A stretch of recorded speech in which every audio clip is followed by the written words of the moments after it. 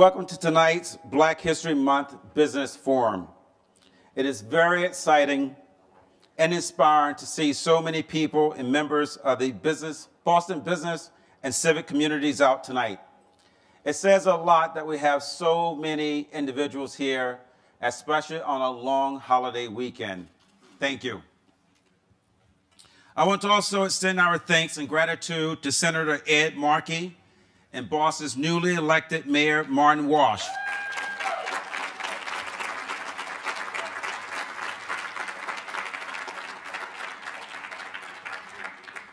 Along with other members of our distinguished panel for taking time out of their busy schedules to share their ideas and perspectives about what actions can be taken to increase diversity in Boston's business community, so that minority and women-owned businesses and firms can have access to more abundant and lucrative business opportunities as we move forward with the new political and economic landscape.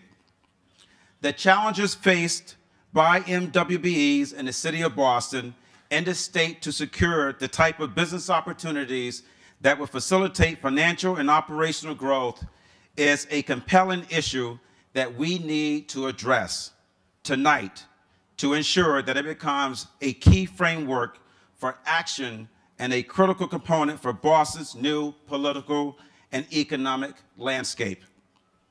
The stark reality is that many Boston-based MWBEs are struggling on their own to achieve a foothold in the mainstream business community because they do not have the base of support necessary to develop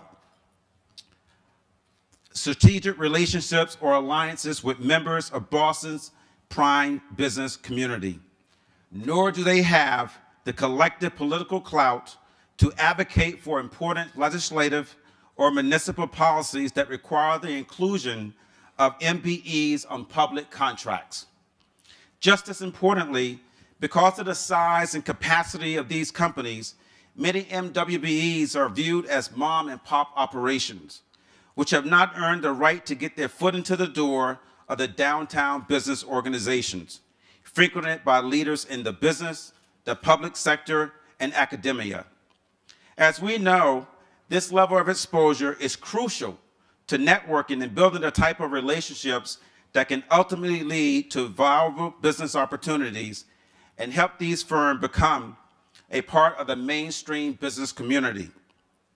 If these attitudes prevail, MBEs may not ever get the opportunity to achieve any large measure of success in the city of Boston. The following statistics tell the true story of this reality. Number one, Hispanic businesses account for only 0.3% of total business revenue in the Commonwealth of Massachusetts, which average annual sales of $127,530. Number two, African-American-owned businesses account for only 0.2% of total business revenue in the Commonwealth of Massachusetts, which average annual sales of $85,000. Number three, most of these businesses are so small that only 1 in 10 have employees.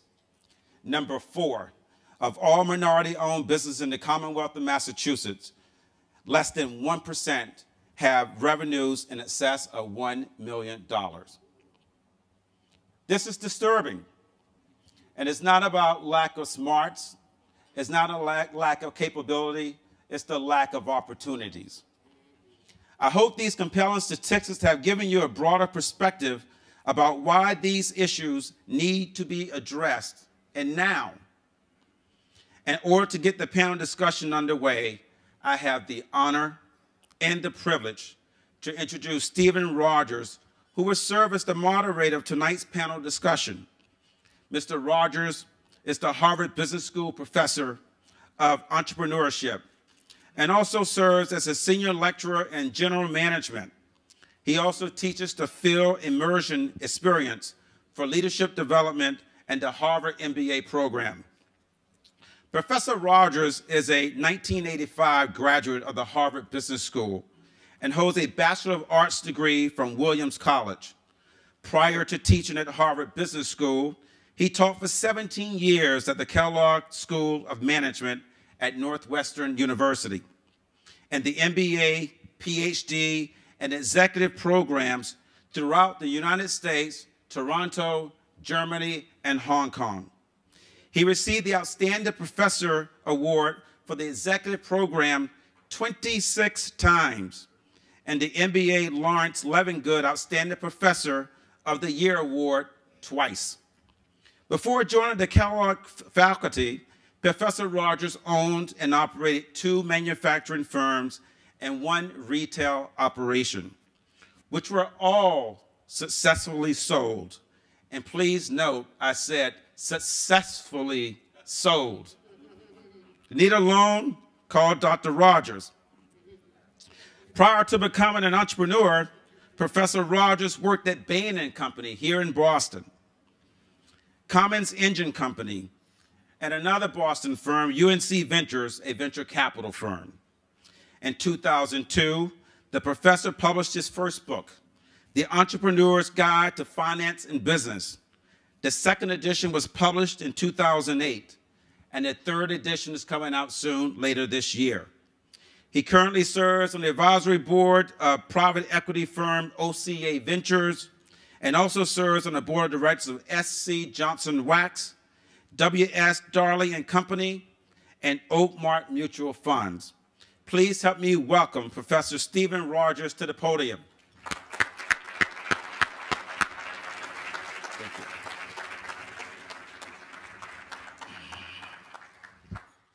Let me say thank you very much to Darrell for the kind introduction and your warm reception. It puts me in the mind as to what one of America's greatest thespians, Sir Samuel Davis Jr., would have responded to such an introduction. He would have said, you know, it's really groovy when a young cat like you digs a man. Good evening and welcome to our panel discussion titled The New Political and Economic Landscape of Boston. Quite frankly, another title for tonight's event could be The Tremendous Opportunity that Mayor Walsh has to take the city of Boston to the next level of excellence and prominence. As Chicago Mayor,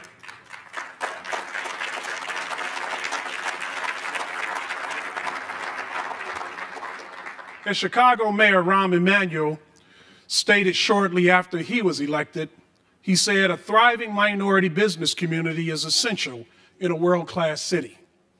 And this, my friends, is the great opportunity that Boston has, and that is to make its minority business community the strongest in America. For this to happen, there must be a partnership with the city of Boston, which is fast becoming a minority majority. In 1950, whites represented 94.7% of Boston. Today, that number is 53.9%. The minority community has grown exponentially, but sadly, while the population has grown dramatically, the city's dollars spent with minority businesses has been embarrassingly low. Unfortunately, we don't have those exact numbers because we tried to procure the exact numbers, but the city has not been keeping a record of the actual numbers of businesses or business that it has done with minority business owners. My own quick estimate is that the city, which has a budget of about $2.6 billion, has probably spent less than 10%, and that's probably been extraordinarily generous with minority businesses. In contrast, the city of Chicago spent over 30% of its dollars in 2013 with minority firms. This was the year following the new mayor's stated commitment to minority business inclusion, when he committed and spent $11 million to reinvigorate the minority business development program for the city of Chicago. In November 2013, Mayor Emanuel stated, "We are pleased that in 2013, nearly 4 out of 10 dollars paid out by the city went to minority and women-owned businesses." He said that businesses that do work for the city should reflect the diversity of the city. Now, many of you may ask,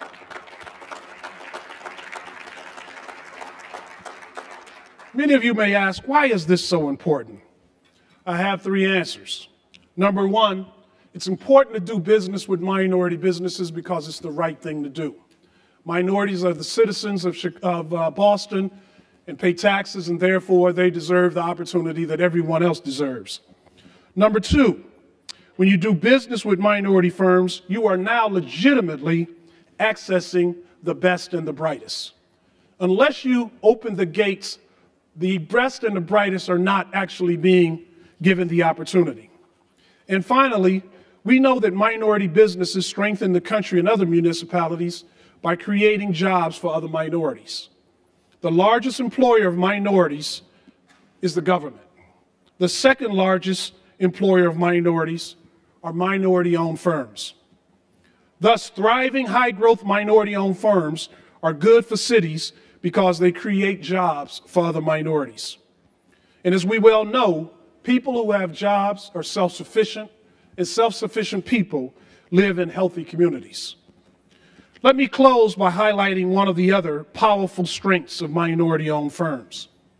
Clarence Page, the national columnist, cited the fact that a study showed that minority males in their 20s committed 4 violent crimes for every crime committed by white males in the same age category. But when the study was controlled for employment, there were virtually no differences in the crime rates. Who are the most likely employees of minority males? Minority business owners, such as our panelist, Beth Williams. Beth is the CEO of Roxbury Technology.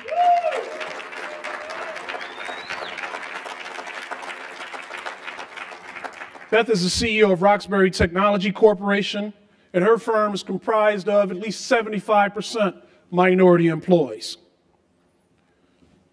This, ladies and gentlemen, is the W.E.B. Du Bois philosophy of the talented 10th. And that is, those who are the most capable are responsible for pulling up the other 90% of the population. So yes, my friends, the city of Boston has a great opportunity to become one of the best. And if it chooses to take that path, it will be recognized and serve as a model for other cities to follow, as it relates to a city that started off at the bottom, rebounding beautifully to become one of the best. Thank you very much. Have a great evening.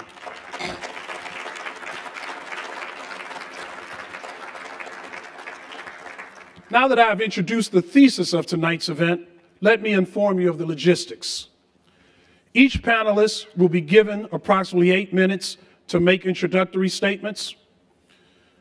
After all of the presentations have been made, we will go into a Q&A session. Please submit your questions on cards that will be provided to you, and I will read those questions. To kick off tonight's event, our first panelist is the state's newest senator, our own U.S. Senator Ed Markey.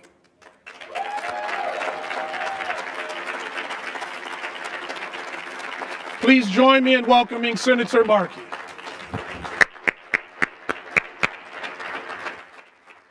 Thank you, Steve. Are you going to stay? I'll get you a seat. No, fine. Thank you, Steve, so much. Thank all of you for being here. Darrell Settles, what a fantastic gathering that you have put together, organizing this forum this evening. Thank you, Darrell, for your fantastic work. I'm happy to be here with the mayor this evening. I saw a snowplow outside, so we know the mayor is here. That has now become his official transportation in the city, and he's getting ready to get back up again tomorrow. And he's doing just a fantastic job for the city. He's just absolutely great. We're very lucky to have him as our mayor. And Senator Linda DeCina-Forey, you know, just absolutely the best, you know. So great to be with you. So great to be with this incredible all-star cast which has joined us here this evening. It's Black History Month. That's why we're here. The first slave came from Africa here to Boston just 18 years after the Pilgrims landed here in 1620. 1638, the first slave. In 1770, Crispus Attucks was killed as part of the Boston Massacre. Just an escaped slave who was fighting for freedom up here in Boston. In 1783, Massachusetts abolished slavery. 1783.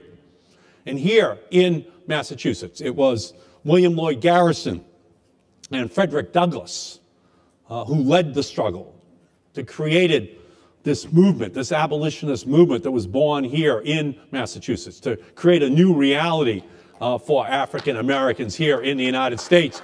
William Lloyd Garrison used to say, with reasonable men I will reason, with humane men I will plead, but to tyrants I will show no quarter, nor waste my arguments. That is what happened here in Boston in the 1830s and 40s and 50s and 60s, up to the point where a black regiment left from Massachusetts to go down and fight in the Civil War. And down there, William Connor became the first black man to ever receive the Congressional Medal of Honor, fighting for our country from Massachusetts to end an economic system that did not give to black men and women the same opportunities that it gave to white men and women in order to maximize their economic opportunities here in the United States of America. And then in 1951, Martin Luther King came here. He came here to Boston to go to Boston University. And when he came, he arrived as Reverend Martin Luther King in 1951. He left as Dr. Martin Luther King. At the same time, Malcolm Little was living on Dale Street in Roxbury. Malcolm Little. Dale Street, huh? And he got his education over at the Charlestown State Prison, right over where Bunker Hill Community College is right now. And over there, he read Milton. He read W.E.B. Du Bois. He got his education in prison. And he changed. And when he came out in 1952, he was a reverend at Temple 11 in Roxbury. Huh? Two great changes that were taking place. Martin Luther King, Malcolm X here in Massachusetts. Huh? And what were they fighting for? Bottom line, economic opportunity, huh? Economic equality. A chance to maximize your God-given abilities, a chance to be able to know that there is a democratization of access to opportunity through education, through healthcare, through the breaking down of barriers which deny you access to capital, huh? Here in Massachusetts. And it's a tribute to the city that in 1998, they took that house at 72 Dale Street in Roxbury and they turned it into a historical landmark, huh? Which showed how much Boston, showed how much the times had changed, where Malcolm Little had lived became a historical monument. Huh? And so here we are. We're 40 years beyond those two men being assassinated in the middle of the 1960s. Huh? And we have, on that 40th anniversary, we have an African-American governor of the state of Massachusetts. And we have an African-American president of the United States. So we have come a long way in 40 years, but we have not come as far as we have to come if we are going to provide the economic opportunities that allow each and every person within our country to be able to maximize those God-given abilities which they have. So we have been digging out from these snowstorms, week after week, unceasing storms, but for years, that is how poverty has felt for millions of people across our country. The unceasing bills, one piling on top of the next. The heavy weight of debt and despair. There's been a war on wages in this country that is making it harder and harder for families to lift themselves into the middle class. Today, more than 46 million Americans live in poverty. They are disproportionately minority. The average American household made less in 2012 than it did in 1989. 1 in 3 women in America live in poverty in our country today. 1 in 3 women in America live in poverty today in the United States of America. On average, a woman makes 77 cents on the dollar that a white man does. But An African-American woman only makes 64 cents on the dollar. A Latina only makes 55 cents on the dollar. So there's a lot of economic work we have to do in this country. And consider this, if we just eliminated those disparities, half of all poverty in the United States would be eliminated if women could just make as much as a white man made, but doing the same work in the same place. So we have a lot of work that we have to do in order to ensure that we are breaking down these boundaries.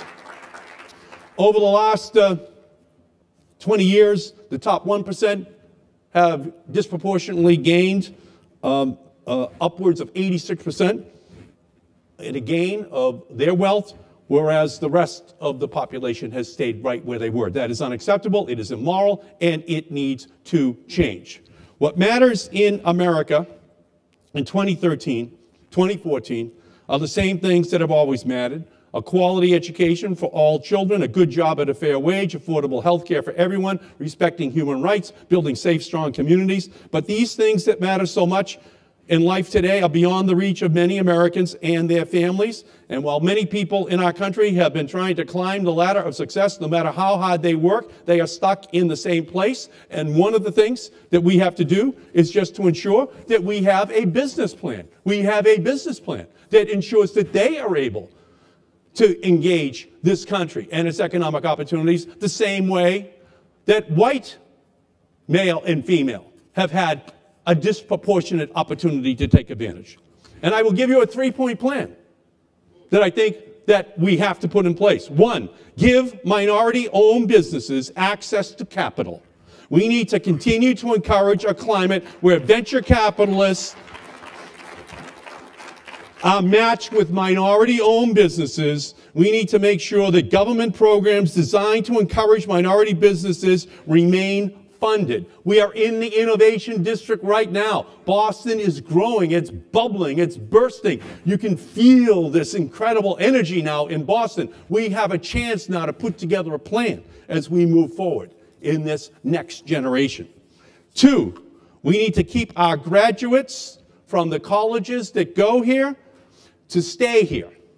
We need to make sure that our cultural institutions for young minority graduates remain strong. We also need to ensure that the cost of living remains low and the quality of life remains high. We have to put together these young minority kids going to college in Boston with the businessmen from the high-tech sector. We have to find ways where we build large meetings, maybe at the convention center, where CEOs and minority students in colleges from all across this region come together, that they talk to each other about what the opportunities can be for minorities in Boston, in Massachusetts, in this region. That is what we need to do. You have to build the relationships, give people the opportunity to tell their story and to hear what is needed. That is why community colleges are so important. Roxbury Community College, Bunker Hill Community College is where the Charlestown State Prison was.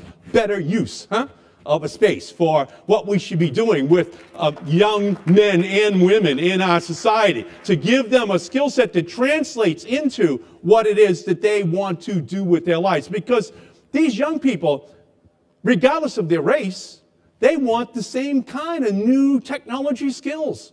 They have the same interest in all these new technologies that a kid from a highest income has. And they have the same aptitudes too, if we give them the access to it, and then we give them access to where the jobs are going to be that they can work. And third, we need to provide an educational workforce for the minority-owned businesses and majority-owned businesses. We have to make sure these young people have that skill set.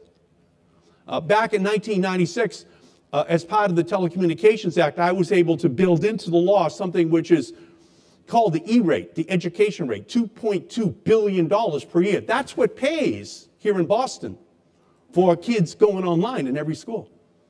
But that needs to be upgraded too, so that the kids have a modern broadband skill set for the 21st century. And we have to modernize that whole E-rate program so that it matches up to the skills which kids need. And I'm very proud of that $2.2 billion per year, $30 billion program over the last 16 or 17 years, but it has to be modernized as well. So this is a Republican Party down in Washington that a lot of times just doesn't understand that there's a role for the government to play. That's what CDBG grants are all about. That's what housing programs are all about. That's what transportation programs are all about. That's what small business loans are all about to the minority community in the United States of America. It's giving access to capital. It's investing in a minority community in a way that makes it feasible, desirable for businesses to move into a minority community. You have to create an environment which makes it possible for people to think that way. The unemployment rate may be low, but for African Americans right now it's 13%. For Latinos, it is 11.5%. So all of these things that we are talking about go right to the heart of what it is that we have to put in place as we move forward. And we here have a chance to do something quite special. We have to ban assault weapons. We have to make sure that the NRA becomes not relevant anymore, that's what it really stands for, because the only technology that should be near a young person is a computer and not a gun. And we have to make sure that we do that. We have to, as a community, come together and say that is going to be our objective. We have to increase the minimum wage so that at $10.10 or $11 or $12, we here in Massachusetts, we are the leaders. We are saying we're lifting up the bottom and ensuring that everyone has opportunities and access to the kind of income they need in order to take care of their families. So from bodegas to barbershops, from car dealers to convenience stores, from accountants to artists, small businesses are the cornerstone of our communities and serve as stepping stones to the middle class. And that is why I work as a member of the Small Business Committee in the United States Senate to ensure that our government supports engaging and utilizing more contractors of color in the United States of America. We understand that our communities, Black and Latino and Asian, are not just changing our country's demographics, they are changing our democracy for the better. And when we promote a society that is fair, that rewards hard work and ingenuity, that provides equal access to all, then we can honestly tell all children in our country that any obstacle can be overcome, that opportunity is within the grasp of all of our people, that there is a society that all of us want to see. This is a society that all of you in this room are working to create. You are the business leaders expanding the middle class. You are the philanthropists filling the holes in a broken system. You are the community leaders caring for every family in your neighborhood as if they were your own. And by affirming your common values, we all will make this a stronger city and a stronger Commonwealth together. We have to make sure the government works as a partner with the minority business community so they have access to what it is they need in order to be successful. This is no longer a question that has to be answered. We know that this is something that must be done, and it must be done now. And I think we have a dynamic new mayor who has committed himself to this. We have an incredible community here I think is ready to take action and to make Boston #1, looking over its shoulder at #2, 3, and 4 in the United States of America. And I want to tell you, as your new United States Senator, partner with Elizabeth Warren, I'm going to be down there working with you every single day in order to fight for the programs that are going to be necessary so that we have a success story of the first magnitude. Massachusetts was the leader in the 18th century. It was the leader in the 19th century. It was the leader in the 20th century. And in the 21st century, the final barriers to come down are economic opportunity, ensuring that businesses have the same access to capital as white businesses have had since the beginning of the founding of our country. It is my honor to be here with you and to work with you moving forward in the future. Thank you. Thank you.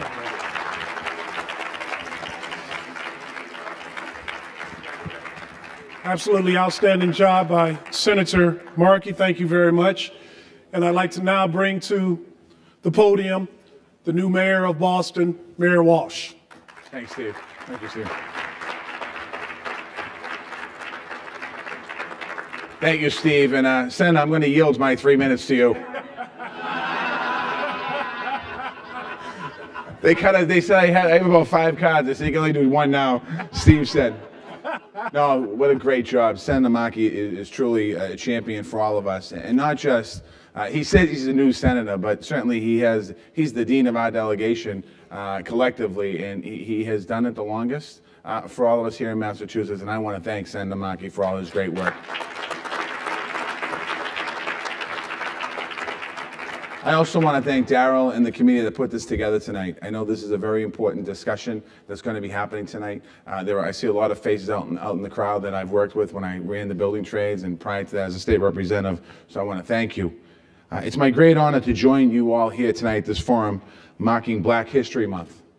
Black History Month is about recognizing the contributions that African American and people of color have made to our nation, our state, and our city. What you're doing here tonight goes one step further. You call on us to honor the past by ensuring a bright future. I'd like to recognize the few elected officials that I've seen come in tonight. One is a former colleague of mine that I had the pleasure of working at the State House with for about 3 years, State Representative Russell Holmes.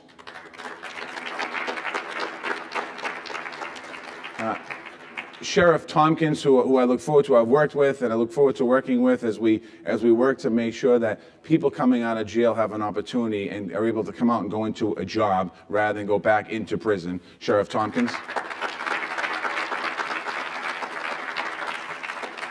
Two of my colleagues from the City Council are here. One is City Councilwoman Ayanna Pressley. And also City Councilor Tito Jackson. I know Tito's here. I saw Tito walking in. I know he's down the back there. Thank you, Tito. You know, I am committed, actually we are committed to making Boston inclusive in every area. It's a matter of basic justice, and our economic success as a city depends upon it.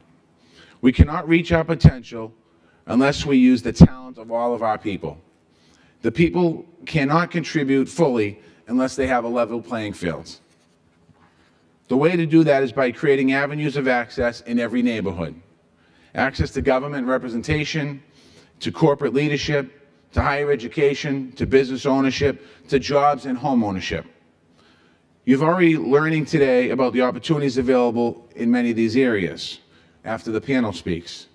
And you're having an important dialogue about how they will develop the future. I'm here to tell you that we as a city will be a devoted partner. Last week, I announced John Barrows would be the new economic development chief in the city of Boston.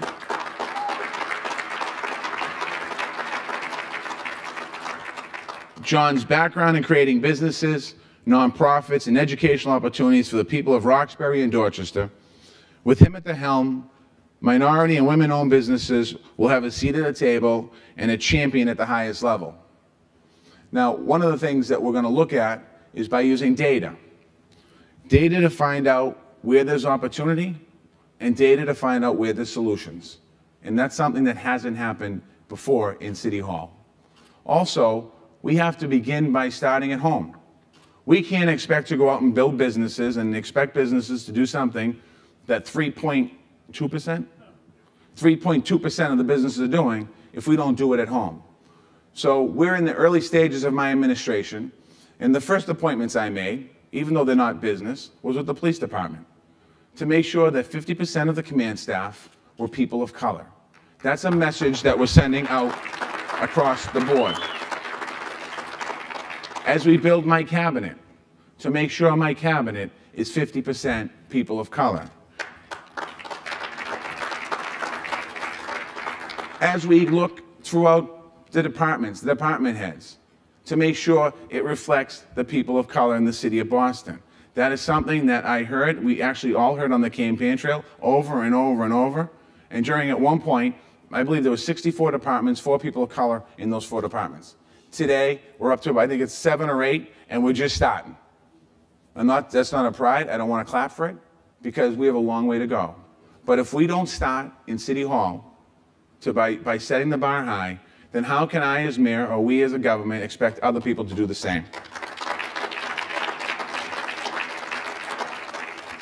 We are restructuring our economic development strategies to ensure transparency, ethics, and equal access. This includes an audit that I have ordered the BRA on all of its operations. We will identify obstacles to access, to remove them. Everyone in our city will play by the same set of rules and will have the same opportunities. We're also going to focus on education because the students of today are the entrepreneurs of tomorrow. The achievement gap feeds inequality. We will use every tool available to eliminate it. It starts with early childhood education. Every child deserves a strong start. It also, by strengthening our elementary schools, by reforming our high schools, preparing our young people for a career or college. But this is all going to start, and it has begun to start, with search for a great new superintendent, a proven leader who will make these reforms a reality. Last week, I asked leaders in the high-tech sector to expand their presence in our city. Roxbury, Dorchester, Mattapan, East Boston, and other areas should be incubators of cutting-edge business growth. These clusters provide jobs and a workspace, collaboration, and mentorship that talented people can thrive. And our neighborhoods provide unique advantages for startups. Now, in case you missed it, in the Boston Globe, they wrote about that. And one of the people at the conference said, well, you know, we're not interested in going to every neighborhood in the city of Boston, which I find a little interesting. I haven't had the conversation yet. But certainly we have great neighborhoods in this city with great people in this city who in some cases have put up with a lot, that we're going to make sure that we attract all the businesses to a lot of the different neighborhoods in our city. In the end, it's about empowering the entrepreneurial spirit that already exists in our communities. We will be proactive in reaching out to the businessmen and women of color in supporting their dreams. We will strengthen small businesses in all of our neighborhoods. The first step to supporting people is understanding the challenges they face. As I said on my first day, I am here to listen, to learn, and to lead. With your help, we will make Boston a place where everyone can climb the ladder of economic success. Thank you very much, and happy Black History Month. Thank you very much.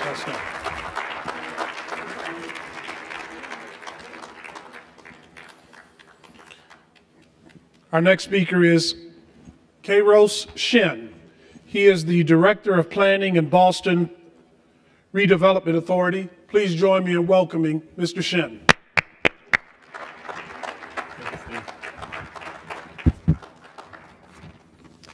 Good evening, everybody. It's a pleasure and honor to be here to join such a distinguished panel. I'm supposed to have a remote here. Is it on the top? No, here it is. Excuse me. I wanted to spend a few minutes to talk a little bit about the role of city planning in creating opportunities for the city and building the city.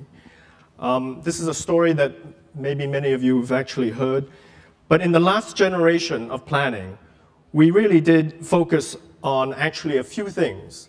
One of the most important one was the cleanup of the harbor.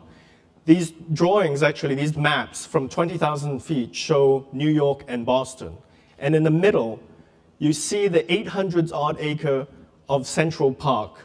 And if you displaced it and put it into the Boston Harbor, it is almost exactly the same size. The notion here in this planning idea was to clean up the harbor so that we can actually reclaim the harbor as a center of recreation and natural resource for the entire city. Another important project that we embarked on in the last generation was the submersion of the Central Artery Highway. The notion here is to open up again the city that was disconnected from the water to the harbor and to the South Boston waterfront. Now, many of you know that we've been pursuing this agenda of innovation in the South Boston waterfront. And the idea here is to actually create a place that was primarily vacant and industrial and make it part of the economic engine of the city.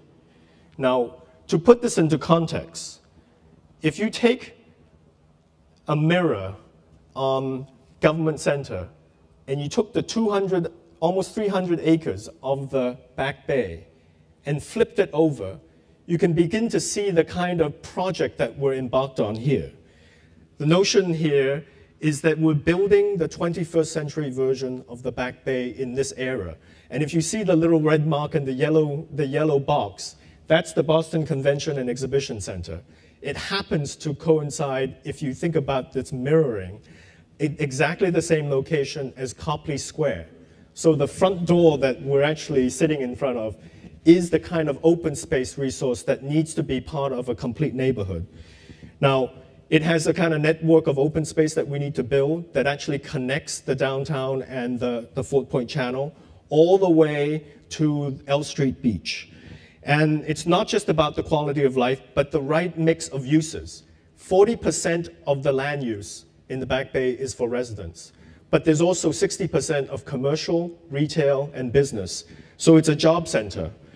And the notion here is not to replicate the Back Bay here in the Innovation District, but to understand what are the elements that actually are needed in order to make this the kind of neighborhood that is truly going to create the kinds of jobs for this generation.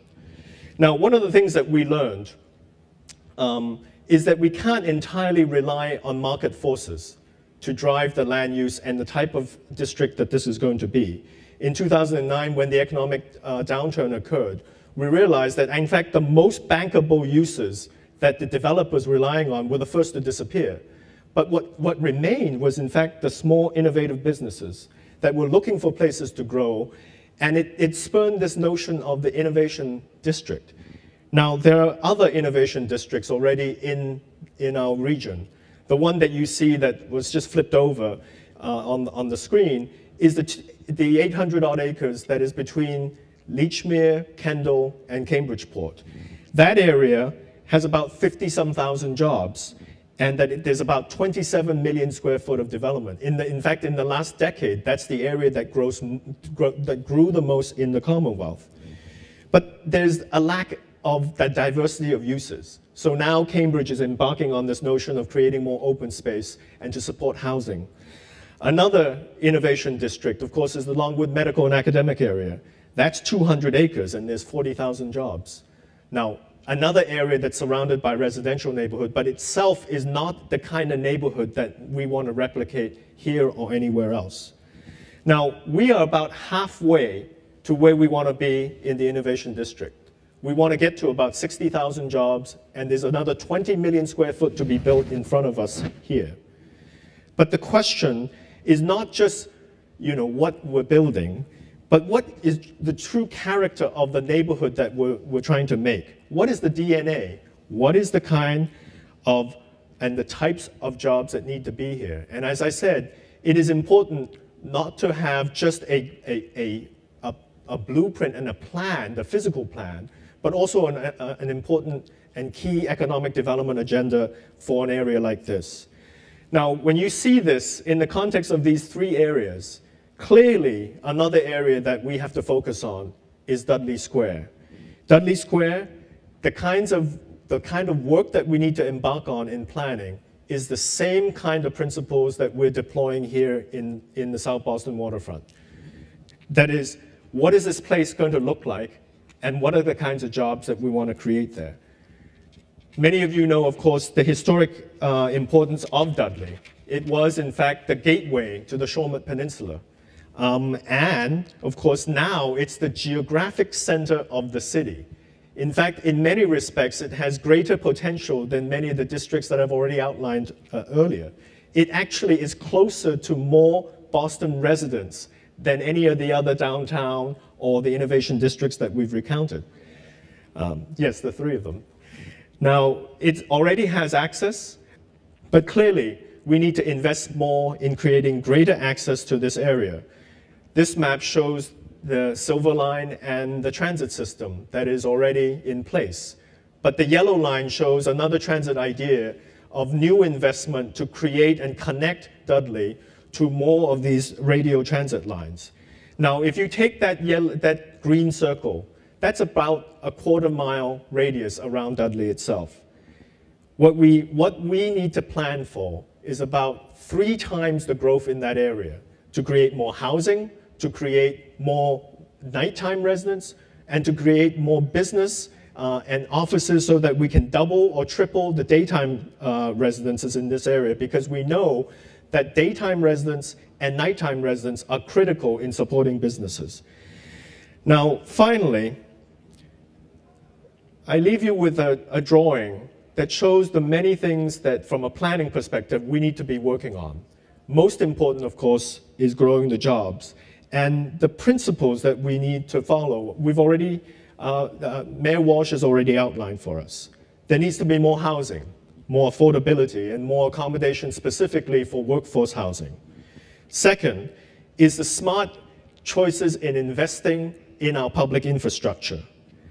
And then, of course, Dudley being an example, to invest more in our neighborhood centers. And then we have to have an opinion about the kind of economic development and jobs that we bring to these neighborhoods so that we can attract the right kind of businesses and create the right kinds of jobs that are open and accessible to all of us. And then, of course, finally, there is the quality of life that a good plan provides that our residents can actually stay and enjoy living in our city. Now, the last 10 years, we have actually been one of the winners of cities in America. We've grown by 5% in our population and 10% in our housing growth. Now, the question for us is that can we maintain this growth? And what are some of the things that we need to do? You've already heard tonight that we are a minority-majority city. I've heard it spoken both ways, majority-minority, but the point is that there are more minority residents in this city.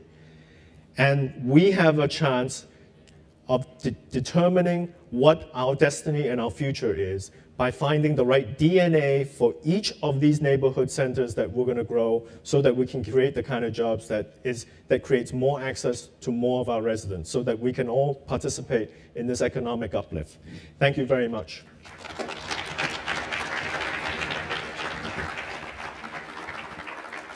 You know, it's a joy to hear Mr. Shin share with us the plans for the future. Typically, we as people of color hear about these kind of things after all of the decisions have been made. This is an opportunity to get in on the front end of this and have a definite impact on the minority business community here in Boston. Another thing that struck me as I sat here was this mentioning of the fact that this is an innovation district. And it struck me that this is Black History Month, and you know, you talk about innovation, innovation is synonymous, if you will, with the African American community. If you talk about innovation, you have to mention the fact that the elevator, which was a technological innovation, was introduced and created by a Black man. That the clothes dryer, technological innovation, was also created by a Black person. That the stoplight, technological innovation, was created by a Black person. And then that the light bulb filament, the filament used in light bulbs, was created by an African American. We're in an innovation district, and that should include African Americans as well. So it's a part of our history, and it's a part of our desired future. Our next speaker is State Senator Linda Dorsina Forey. Please join me in welcoming the state senator from the 1st Suffolk District.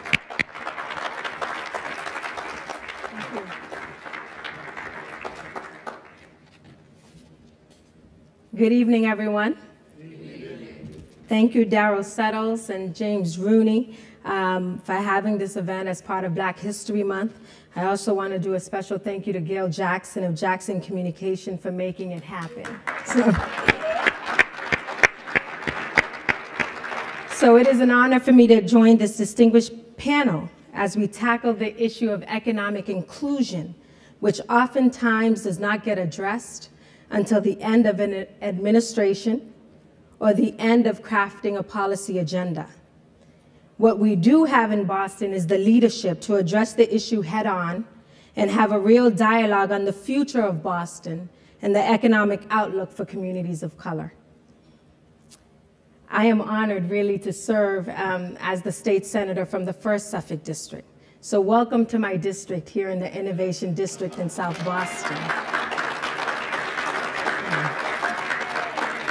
I want to recognize, and I know Mayor Walsh already did this, my colleagues in government who are here, Rep. Russell Holmes, City Councilor Ayanna Presley, City Councilor Tito Jackson, Sheriff Steve Tompkins, former State Rep. Charlotte Gola-Ritchie is also here. So this is a great evening, really, that we're here today to discuss this issue and to talk about inclusion and how can we help businesses that are owned by people of color to participate more, and women. As the former chair of the Joint Committee on Community Development and Small Business, when I was in the House of Representatives for 4 years, I was chair of this committee. One of the initiatives that I implemented was a listening tour around the Commonwealth, 351 cities and towns, but we did 13 stops around the Commonwealth to listen to small businesses and community development corporations to see what is it that we need to do to help them addressing the key issues that they're dealing with on how our government or government can better facilitate changes and improve the communication and collaboration. The tour led to direct legislative action, which was critical for the continued success of small businesses. Overburdensome legislation, healthcare take-up rate, and access to capital. These are some of the issues we tackled and filed legislation that became law to address them.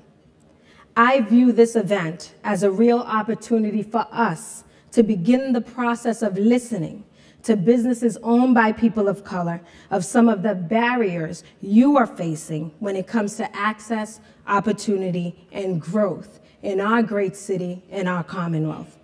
But it can't just end after today or be addressed only on Black History Month or on Martin Luther King's birthday. We have to make a concerted effort to say this is a priority. Private businesses are not only attracted to communities where there is an interest in their services, but also a place where leaders are focusing as a priority. I commend Mayor Walsh, who you heard earlier today, for his recent statement that economic development taking place right here in the Innovation District and the waterfront is wonderful. But how can we encourage businesses to develop and expand in Mattapan, Dorchester, and other parts of our great city? How do we help businesses owned by people of color and women expand and thrive here in the Commonwealth? Several initiatives can be undertaken legislatively. I commend Governor Deval Patrick on his Executive Order 526, which focuses on ensuring that non-discrimination, diversity, equal opportunity are safeguarded, promoted, and reflected in state workplaces, decisions, services, activities, and contracts. This is a great first step. But we know we can file legislation if there is no enforcement or no oversight, then it falls to the wayside. So we have work to do in our great state and in our great city. But working with my legislative colleagues who have done a great job with the Massachusetts Black and Latino Legislative Caucus, we focused on issues and legislation that has an impact in trying to address this. Just last session, Senator Sonia Chang Diaz on the Senate side, myself on the House side, worked together to file legislation that was adopted into law that would require administration and finance under Governor Patrick's administration to look at and collect data. And we hear that a lot tonight, right? Data and statistics. It is important. But to collect data on state vendors who have been, state contracts that's been awarded to various vendors along our state. Data on who is hired. What is the makeup of the workforce? Are you employing subcontractors involved that that have the true reflection of the city? When we talk about diversity and we talk about businesses owned by people of color. Governor Patrick has an executive order. We have requests for proposals come out. People apply and say they are going to follow this executive order, but we know it doesn't always get done. And so that is why we need to hold folks accountable. You need to hold us accountable. And it is great that we're doing this today, but it can't stop after this evening. In order to create real change, there has to be a real public-private partnership focused on diversity and creating access to economic wealth. Are businesses aware and knowledgeable about the process? What are the steps they need to take to participate? On the state level, and many of you know him, Reggie Nunnally, who is the executive director of the State Supplier Diversity Office.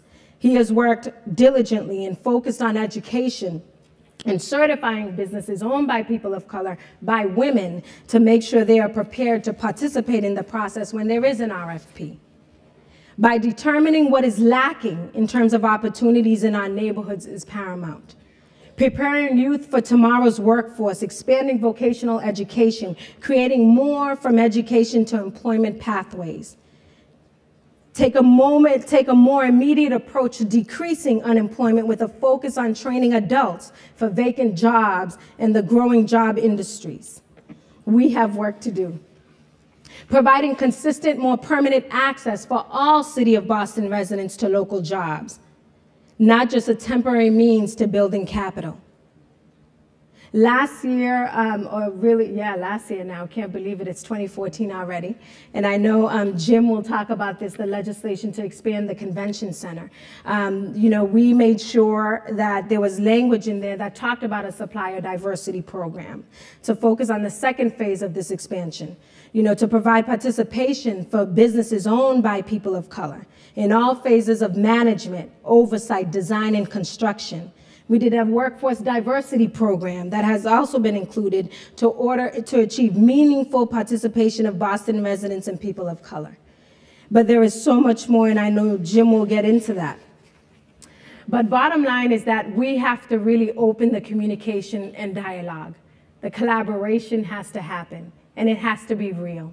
And so when we see Mayor Marty Walsh, who talked in just his 2 months about the importance of taking businesses that are here on the waterfront, how can we entice them to come into neighborhoods all over the city of Boston?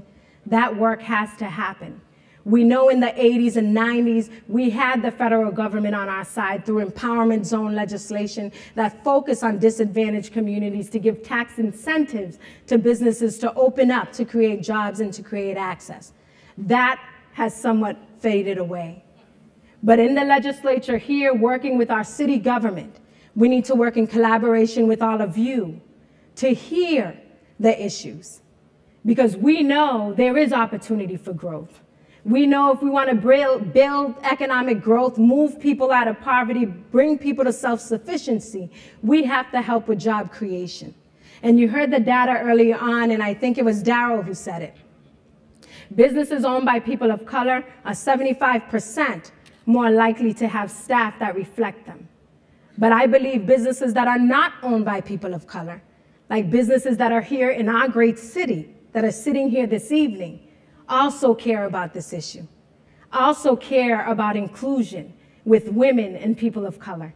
So when you're putting together a proposal to apply for a state contract or to apply for the city of Boston, I want you to think of that. I want you to think of the reflection of who you're bringing to the table.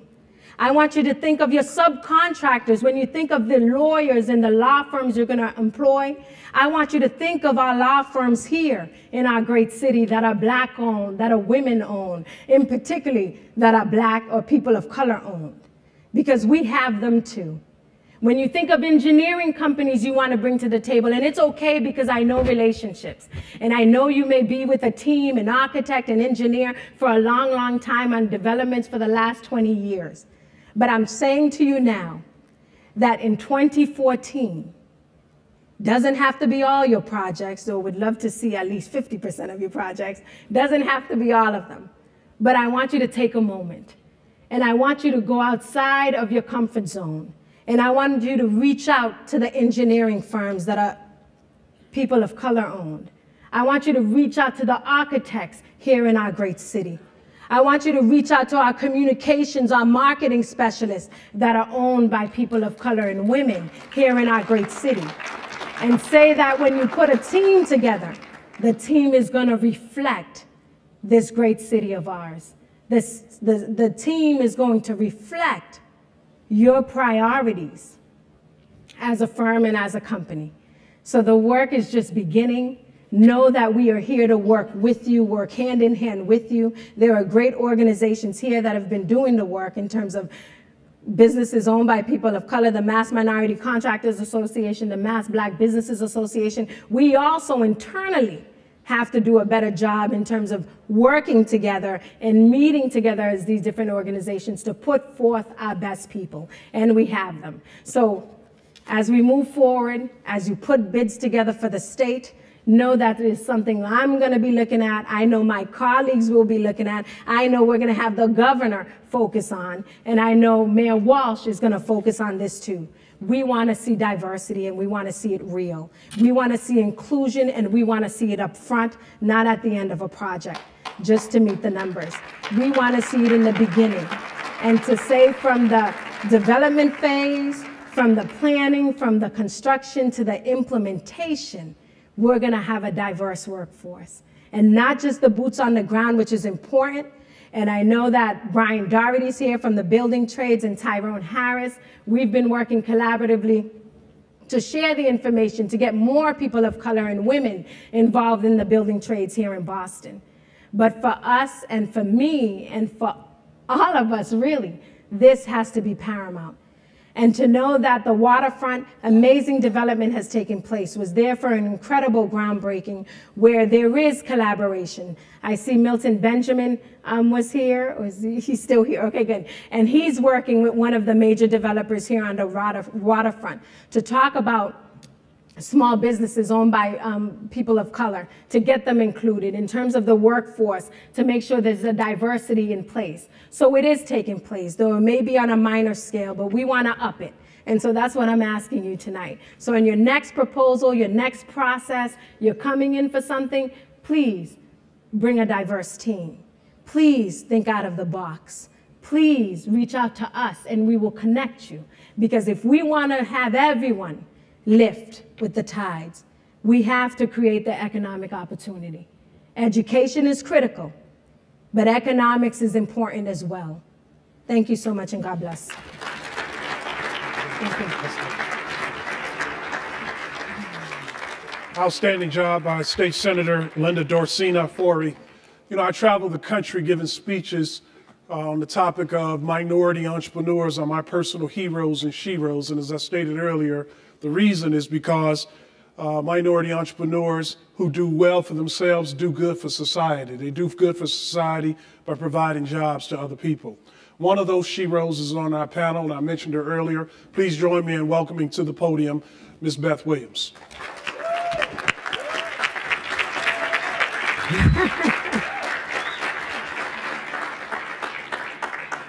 Oh, Steve, thank you very much. He was also my professor, too, so he really knows my, my story. But I'd like to thank Daryl again and for putting this together. This is a wonderful group. And Mr. Rooney, thank you for hosting it and so forth, and all the dignitaries and wonderful black entrepreneurs that are here as well. It's tough following politicians because they talk. They talk. They're gonna cover every issue from soup to nuts, right? But it's all good. It's all good. It's all good. It's all good. We loved it. We loved it. But as an entrepreneur, I've been here 20 years, so I heard, and I have a lot of witnesses. I heard a lot of stuff you guys promised us. So.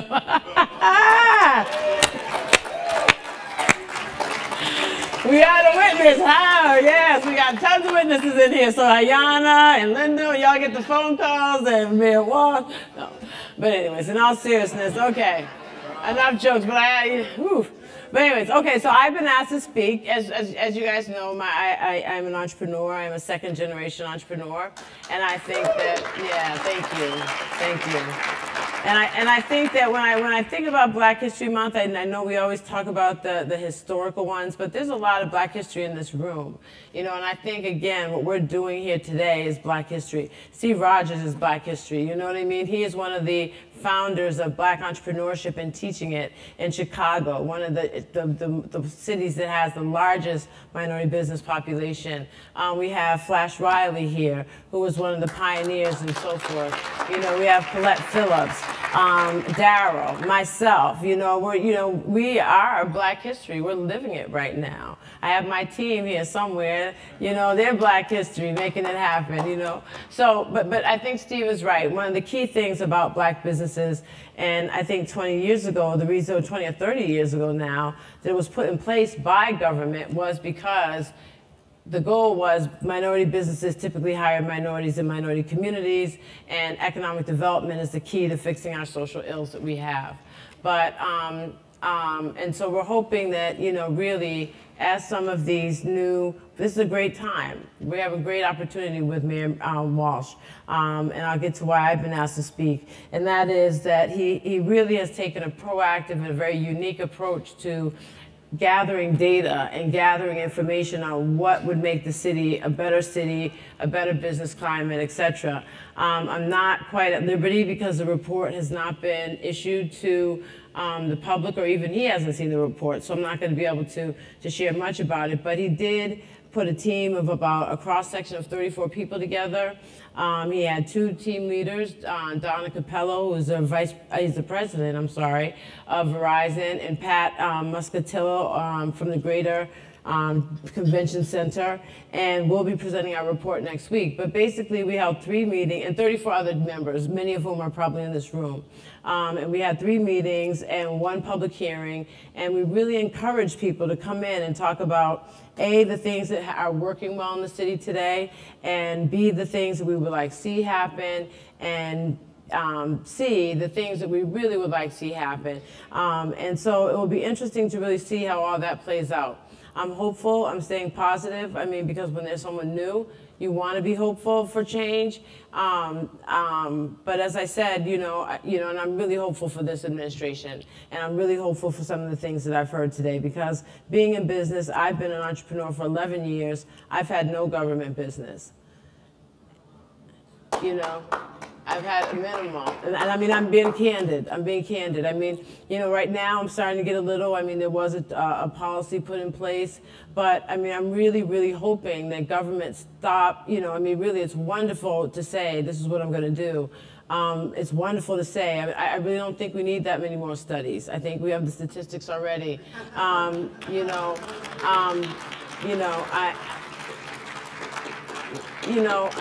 think we just need to really look at, what are the policies that are in place? I mean, the same minority business program that's 30 years old has not been looked at. So one of the recommendations is to really revamp and look at making the minority and women business much more robust, much more effective, and how to go about doing that.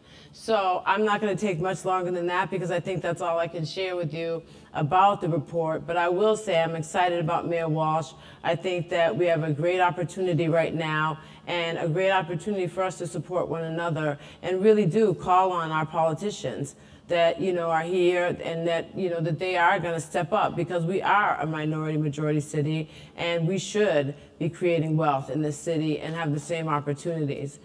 So thank you very much.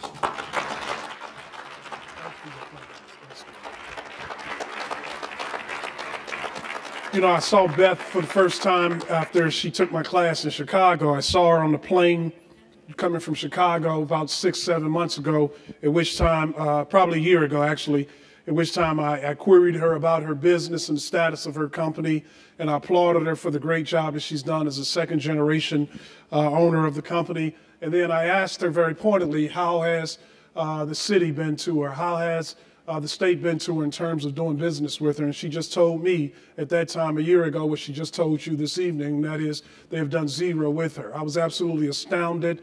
I was disappointed, and I thought it was reflective of the challenge that the city and the state has relative to actually doing what they say they're going to do. So it is absolutely imperative that tonight just not be about plaudits and it be about just comments, but it actually be about action, such that a year from now, people won't be making the same kind of statements that have been made tonight. So we're getting to the close of our speakers now. Our next speaker is Mr. James Rooney. He's the Executive Director of the Massachusetts Convention Center, responsible for the Boston Convention Center. Please join me in welcoming James Rooney.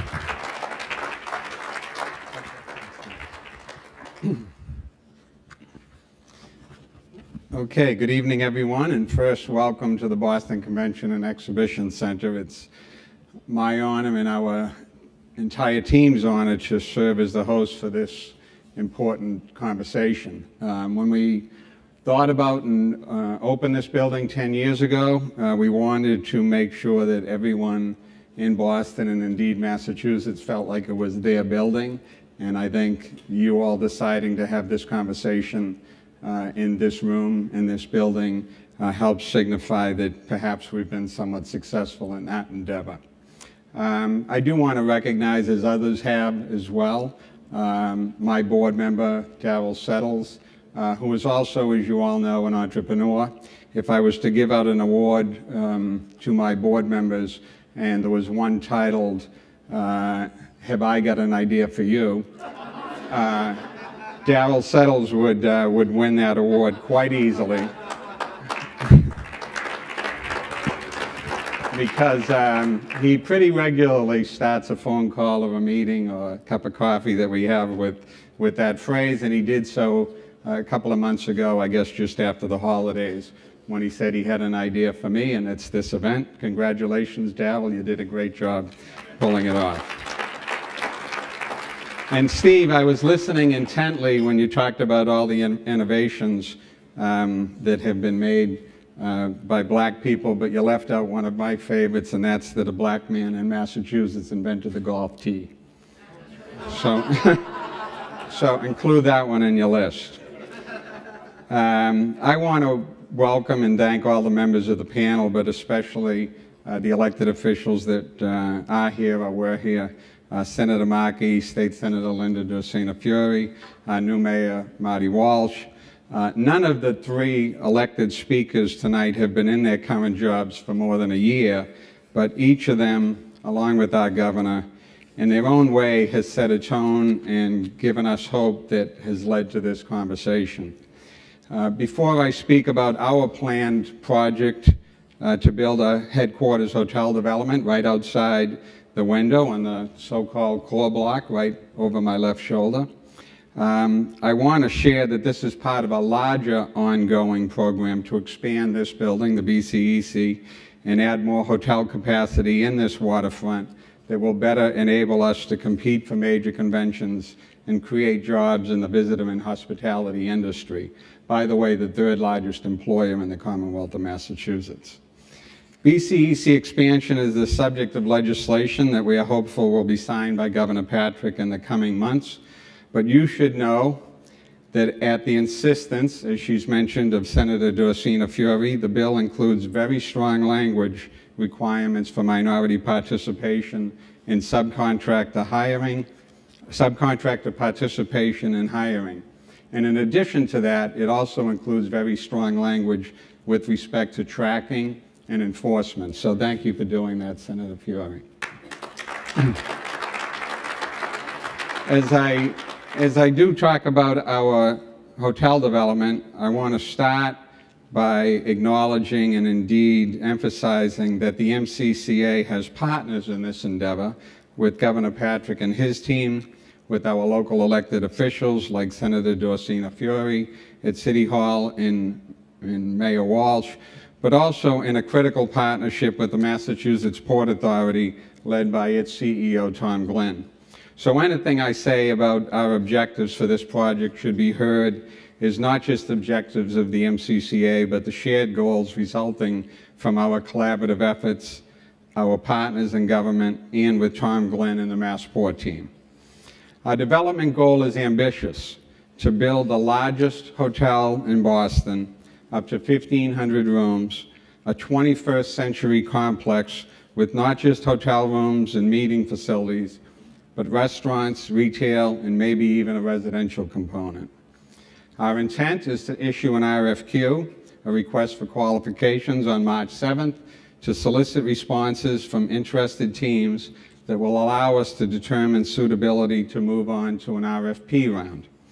Teams will have 2 months to respond to the RFQ, and it will be a pass-fail process, no ranking of teams. We just want to determine, can they do it or not? In planning for the issuance of the RFQ, Massport and the MCCA have adopted an objective of creating what we are calling meaningful minority participation that goes beyond the traditional requirements that each team have minority and women representation on the design team, on the construction team, and in the workforce. All of that is important, and we're committing to meeting and exceeding those fundamental goals, but we view them as fundamental goals. In this RFQ and the subsequent RFP, we want to do something groundbreaking that has a legacy effect in terms of minority participation and large-scale development in Boston. You will see some new first-time language in our RFQ that requires the respondents to tell us how they plan to supply meaningful minority participation on the development team in areas like equity ownership and financing, or in longer-term roles in the operation of the hotel complex or the retail or the restaurants. To our knowledge, this is the first time this type of language has been included in an RFQ, RFP process, and I know I speak for my friend Tom Glenn in saying that we're proud that our agencies are at the forefront of this initiative.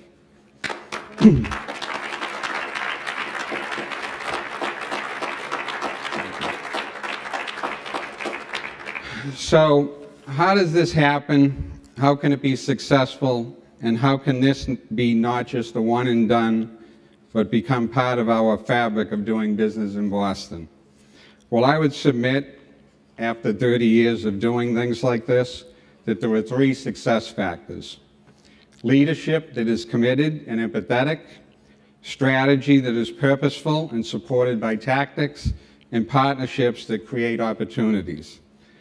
I mentioned the importance of committed political leadership that we have in our panelists and in others that are involved in this project. But it is also important that organizations like Massport and the MCCA be led by people with diverse perspectives. Our organizations are better for that. Governor Patrick has appointed Michelle Schell as the board chair, as well as Darrell Settles, Carol Fope, and Dwayne Jackson to the boards of the MCCA and Massport. Each of them brings perspectives, experiences, and filters that, frankly, I can't bring to the table. And they have influenced the way that we are thinking about this hotel development.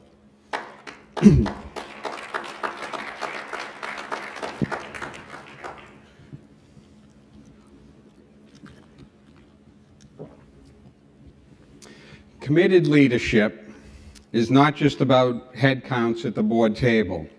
It is about being able to have an adult dialogue and listening to another person's perspective. To my minority friends out there who might be on boards or thinking about accepting such an assignment, know that these positions are temporary and that you shouldn't have to sit there worrying that if you speak up, you'll be branded as whining or a troublemaker. Unless, of course, you are a whiner or a troublemaker. But those types come in all colors.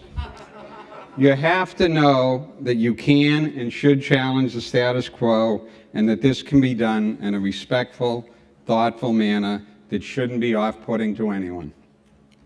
On the subject of strategy, it is, of course, important to express our values and aspirations on issues like diversity and minority business opportunity, as has been done tonight. But to get something done requires strategy and tactics. I spoke earlier about this when I described how we are approaching the RFQ, RFP for the hotel in terms of new language.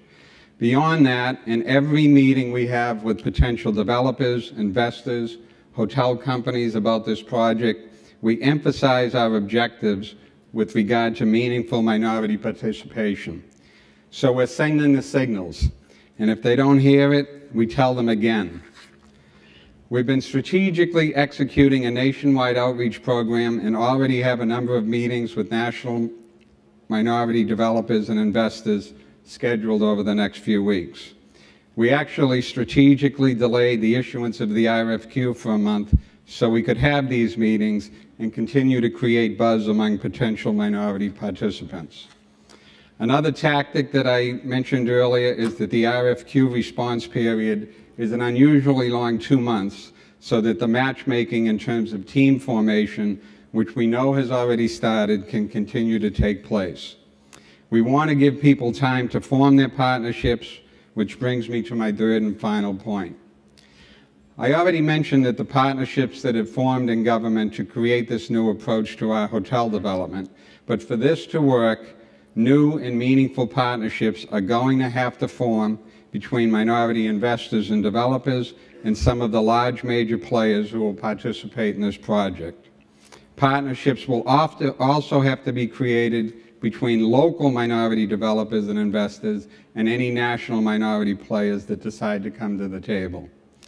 I know I'm running a little long here, so I would close by saying that we deliberately chose the phrase meaningful minority participation because any of those partnerships have to be meaningful, not superficial, or we won't achieve all that we're talking about here tonight. Thank you.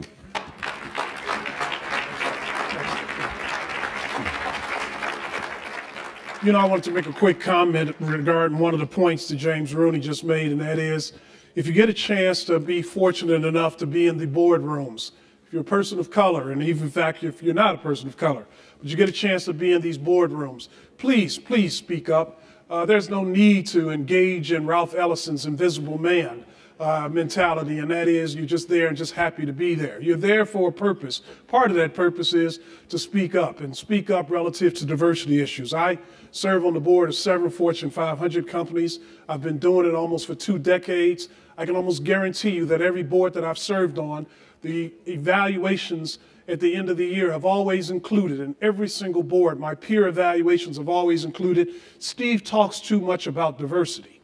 I don't view that as a complaint. I view that as a compliment. I am there with the knowledge that it is my expectation to help that company grow and be the best that it can be. And I can absolutely guarantee you, if they don't include diversity in their objective, they will never be the best that they can be. So don't be shy about speaking up. You will not be penalized. If you do it in the right way, you will actually be applauded and viewed as a champion on behalf of the company. In final closing, in terms of our speakers from the panelists, I will bring to you a man that all of you know, and that is Mr. Richard Taylor, the chairman of Taylor Smith, a real estate company. Thanks, Steve. How you doing? Good, good, good. Thank you very much, Steve, and welcome to all, and thank you for your patience tonight. I wanted to, before I make some suggestions about how we go forward, I wanted to put some context around this conversation and outline what I think have been 5 significant events really over the last 30 years that have had some impact, some positive and some negative, on our topic of minority business inclusion. The first, I'll go back to 1982, when the Dudley Station Corporation, headed by, among others, Bertram Lee, Melvin Miller, Ruth Batson, and others, joined with the New England Television Company to purchase Channel 7. Did you know that? Did you know that? Now, out of that came a number of economic events, but one of them, which was national in scope, did not affect us here, is that Bertram Lee and another Boston native, Peter Bino, were able to take that capital and purchase a portion of the Denver Nuggets basketball team. On that note, though, I did want to recognize Melvin. The Bay State Banner has fought for decades and decades for minority business participation. We ought to recognize what Mel has done. Can't say enough about Melvin Miller.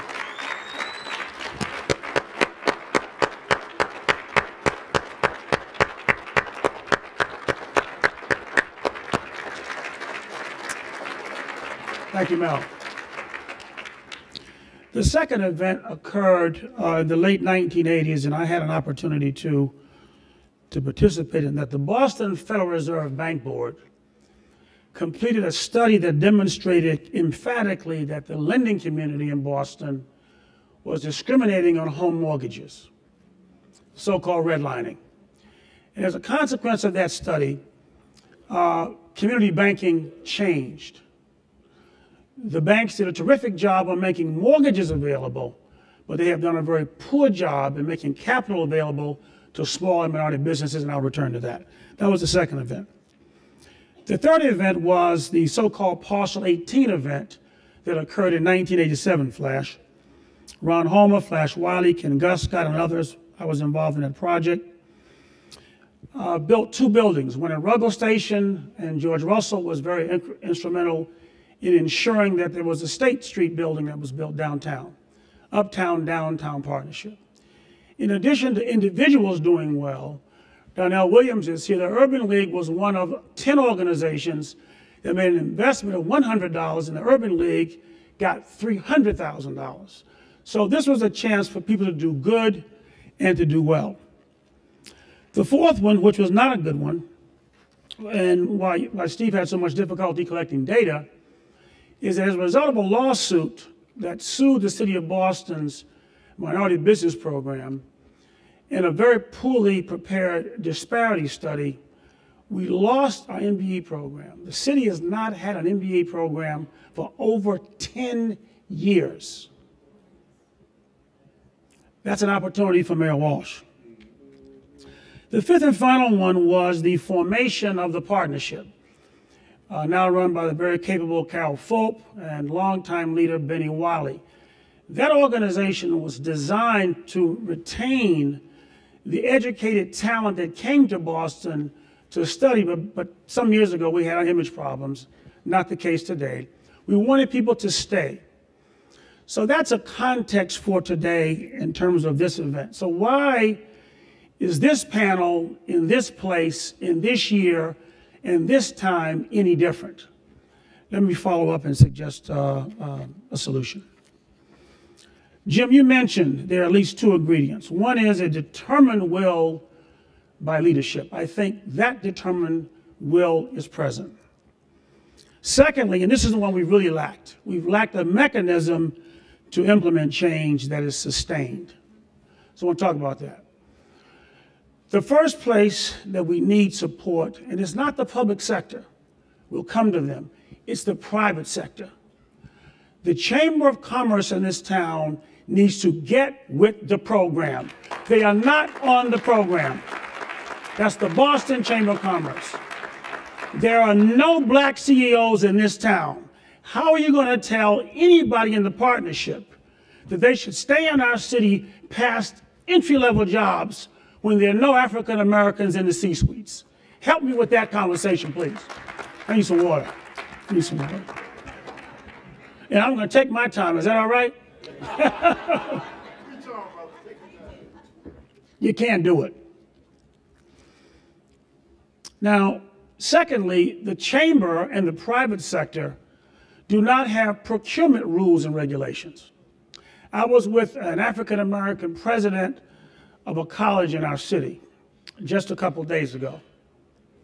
There's two of them. You'll figure out who I'm talking about in a second. And so we were talking, and she said, you know, my office brought in a contract process procurement to clean our buildings, many buildings. And I said to the procurement officer, gee, that list looks a little narrow.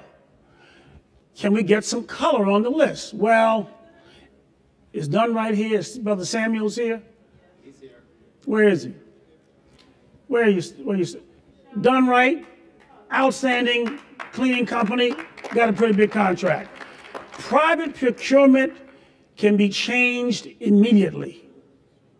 Chamber is important. The Federal Reserve Bank.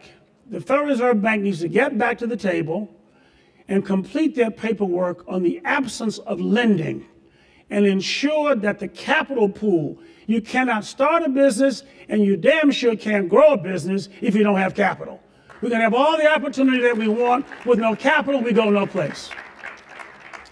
Now I'll return to the public sector. John Barrow's appointment as Chief Development Officer is perhaps the most significant leadership step the city has ever made trying to change procurement and real estate outcomes for minority business procurement. John Barrows has got impact and influence, and he's ready for the task, and we should support him. Jimmy already mentioned our governor. Our governor, if you look at all of the boards that Governor Patrick controls, there is significant minority leadership and significant chairperson leadership. MCCA, Massport is among that list. Talk about not being afraid of power. When he had the one opportunity to do something significantly game-changing, he did it. And what was that? The appointment of Mo Cowan to the United States Senate. Big game changer. So this three-legged structure must be supplemented by all of the affinity groups. Some were mentioned, Black MBAs, AREP, Mass Black Lawyers Partnership, Mass Minority Contractors, and all their Latino and Asian counterparts. This group needs to convene at the Federal Reserve Bank. I'll make the appointment. 45 days from this meeting, and we have to meet. This is not going to be an easy process. This is a 3 to 5 year process.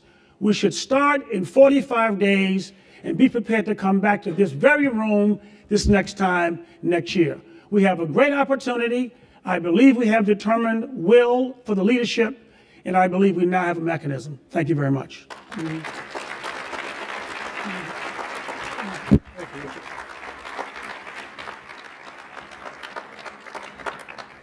Okay, we're going to proceed into our Q&A session right now.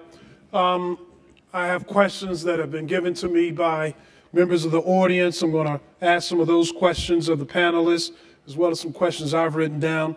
One of the most profound questions that one of you have submitted is the question, in 4 years, what will success look like? In 4 years, what will success for the minority business community in the city of Boston look like? State Senator? Okay, I'm sorry. I'm accustomed to people doing things as I'm trying to prepare them to ask questions. Okay, My students, they don't call on me. I have glass of Don't water. worry, don't worry, I'm fine. Go ahead. It's all right. So what does success look like? What will it look like 4 years from now? Well, This goes to like, Rich's final point. Okay, I would say it would look like, we hope it looks like, in terms of, again, the development that's taking place around the city, that it reflects the diversity, that businesses owned by people of color, owned by women, are really significantly not just participating, but having a financial interest in these developments, and I think that's important, that's critical. It looks like our neighborhoods, not just for housing, and I would say this in terms of housing that's affordable for people. Boston, we've reached our 10% set aside.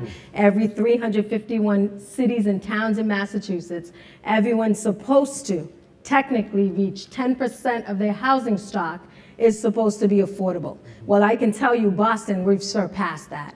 And so, but in terms of development, if it could be more of a mixed development, commercial, but also housing, I would say that what does it look like in 4 years? As Mayor Walsh said, I'm hoping, and he's done it in 2 months, I'm hoping it is a 50% in terms of his cabinet reflects the diversity of this majority city. I think it would, okay. No, go ahead. Can I, did you end me? No, I didn't. No. Oh, okay. I'm like. I was acknowledging, but. Okay. I would say that it reflects 50% of the diversity of this city. I would say that in terms of the workforce is critical. I believe that legislation, and I think in terms of government, the administration, whoever the new administration will be the end of this year, but in terms of the legislature, again, I think it is important. Legislatively, we could do a lot, but it's about the enforcement and how do we make sure we're on top of it. Thank you very much. Mr. Shen, you've shared with the audience the future development of sites. What will success look like in 4 years relative to what you've shown us today? Well, I think what I was trying to present to folks is that the same set of principles that led to developing the Innovation District here should not be and isn't different for other parts of the city. You've heard Mayor Walsh talk about the focus on community development and development of neighborhoods. I think the whole point of illustrating Dudley Square as an illustration of that is that if you were just investing based on the intrinsic competitive advantages of parts of the city like Dudley Square, it should be getting the same level of investment, private investment, that other parts of the city like the waterfront should be. So I think that's a critical thing, that you shouldn't be judging the viability of investment, private investment in a part of the city based on what color that neighborhood is. I would say not only Dudley Square, we could have had a conversation about Chinatown. Right? Mm-hmm. And when we look at Dudley Square 4 years from now, what will we say in terms of minority business participation? I think, hopefully we won't have to talk about it, quite frankly, because I think right now the city is invested in building a new municipal building there that will be the headquarters of the school department. And I think that we are going to lead the way, not quite as explicitly as what Jim talked about the convention center, because I know Richard talked about the fact that we are right now in the city not allowed legally to actually be specific about the minority participation that we'd like to see in the contracts that are still to be let, the building service contract, as well as the retail opportunity on the ground floor there. But I would like to say, I mean, I think from my perspective, is that in 4 years' time, success would be that it would be the norm. What we do in Dudley Square and what we do in the Innovation District would be the norm of what we do in the city of Boston. Very good. James Rooney. Well, you gave James Rooney. I'll come to you momentarily, Richard. James Rooney, you gave credit to Senator Dorsina Forey about including language, specific language. Can you be more specific? What does that language say? I'm a finance professor. I love numbers. What's the targeted numbers that have been included in those things that you mentioned? There's no targeted I don't think there's numbers in the legislation. Is it just the phrase "meaningful business"? There's language that makes reference to, I believe, both the governor's executive order and existing legislation that directs how capital projects executed by the Commonwealth in Massachusetts have different forms of participation, be it in design or be it in construction and so forth. The specific numbers, I don't know exactly what they are, 15, 20%, somewhere in that range, I think they are. We have some numbers, but they're not, they're pretty much vague a little bit. But I have to say this in terms of the first convention center, though, in terms of the building of this building here, that there was language in the original legislation in 1997. This is where Bruce Bowling played a key role in making sure that the participation was there in terms of businesses owned by people of color, where they surpassed those numbers, where the numbers of people working on the ground and developing this building had surpassed those numbers as well. We took it a bit further, because we do have an Access and Opportunity Committee where there is going to be every 3 months, really every 2 months, there's going to be looking at the concrete numbers, looking at the data, who are the subcontractors that are employed on the site, what are the jobs in terms of the people who are employed, what is the makeup of the workforce, and I think that's important. I know that some folks earlier said data is not that important and statistics may not be important. I think it is, and I think that that's why we focused on, Senator Chang Diaz and I, when we talked about state contracts, looking at those numbers are critical. Now, that legislation that became law did not say we can penalize someone technically, but we know if the administration and if the mayor and his administration team focus on diversity and believe it is a priority for them, then anyone who comes to our great city to develop and build will know, wait a minute, this is a priority for Mayor Walsh. So I know not to roll up to see Kairos at the BRA or to come to a meeting if my team is not reflected of the diversity that the leadership has set forth. And we have failed on that to a certain extent, and now there is a new leaf, we are turning a new page. Okay. Richard, I'm going to give you the floor, then I'm going to come back and ask this question. I get a sense that there is this reluctance to talk and to embrace numbers and targets. Why is it that other cities are able to do that, but seemingly there is this reluctance on the part of Boston to say that we can emulate other cities, and if need be, we'll take it to the courts? Richard, go ahead. Well, I want to take you up on that because I think we need to be specific. We need at least 500 units of housing in Dudley Station because if you don't increase the purchasing power, we will not be able to go to a restaurant. There will not be a gallery there. All those retail stores will remain empty. So all of those need to be filled in order for me to be comfortable in 4 years. Secondly, we need to have a quarter of the real estate projects moving to a third that the BRA authorizes developed by companies with significant minority ownership. What do I mean by that? In 2013, the BRA approved 77 projects, a total cost of $9.7 billion, worth 6.7 million square feet. The percentage of minorities involved in that will not hit the chart. That's a significant data. Secondly, Beth Williams' numbers need to be doubled, and she needs to be diversified into new lines of business in the new economy. major contractors in the city, Suffolk, Charlotte, need to adopt 3 to 5 minority business subcontractors and put them to work on every job that they have. Is that data? There you go. That's what it I looked like to in hear. 4 years. And if I can, let me give, Beth made the comment earlier that we don't need any more data, and she was referring to the fact, if I'm correct, that the data for her is 0. And that is she's got no business. And so we can do an analysis and do a study that will come up with the same conclusion, and that is a minority-owned business, a business owned by a woman who is actively involved in politics here in Boston as well as in the state of Massachusetts with donations and participating, has received no business whatsoever from this municipality. I'm at Harvard Business School. I was elated to see, after speaking with her, we had cartons of cartridges that had been refurbished, printer cartridges that had been refurbished with Roxbury Technical Corporation on them. We're doing business with Beth Williams. Why is it that the city of Boston and the state of Massachusetts doesn't do business with? I'm just dumbfounded by that reality. Beth, can you share with us what is it that has been the problem relative to your challenges with the city? And I would like to believe, quite frankly, given what we expect the numbers to believe, that Beth is more of the norm than the exception.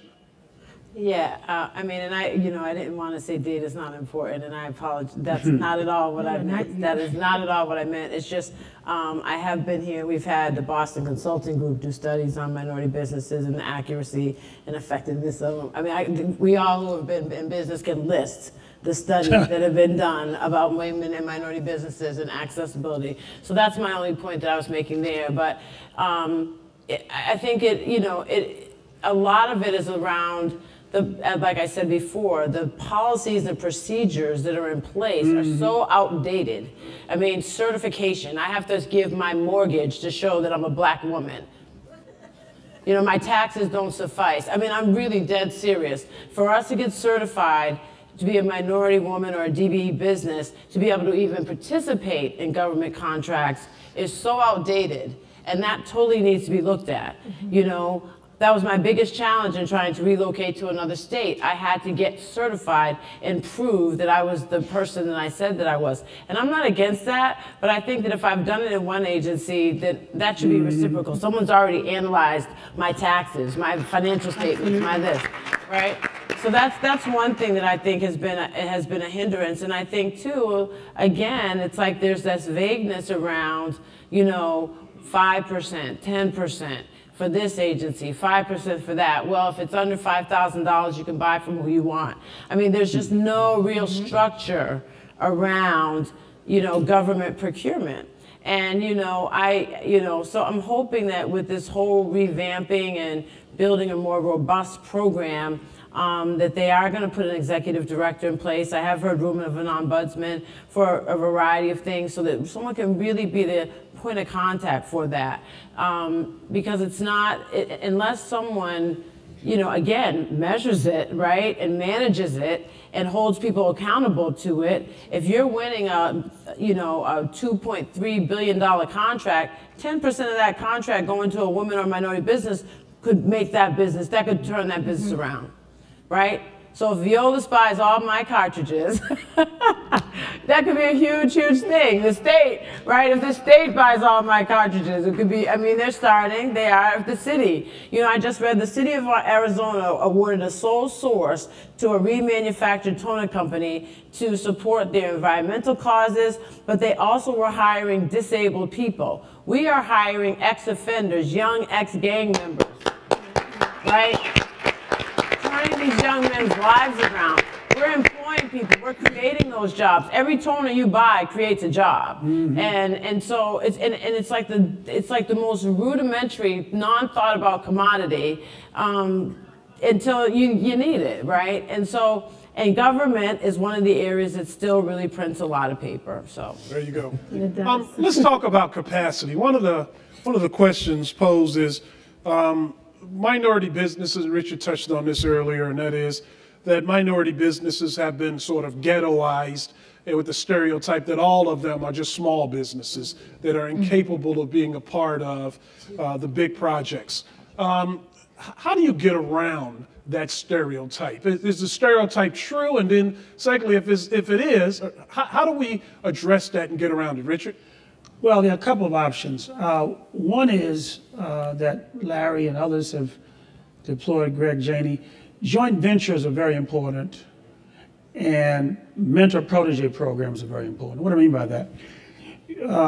You can take an experienced majority business, construction or otherwise, and you can put them in a joint venture with a minority firm that might not have the bonding, might not be able to buy the inventory, and might not have the capital.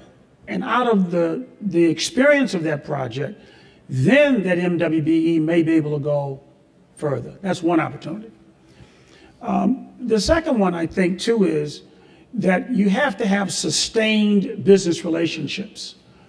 We can't just do one joint venture. We have to have a relationship that says, all things work out well, we're going to keep moving it along. So that at the end of 3 jobs or 5 jobs, now I have a track record where I can maybe go borrow money or might be able to seek investors. So those are some of the things that have to be considered. And then finally, entrepreneurs will be flexible. Beth has a very strong track record. She can do things other than being in the tone and cartridge business.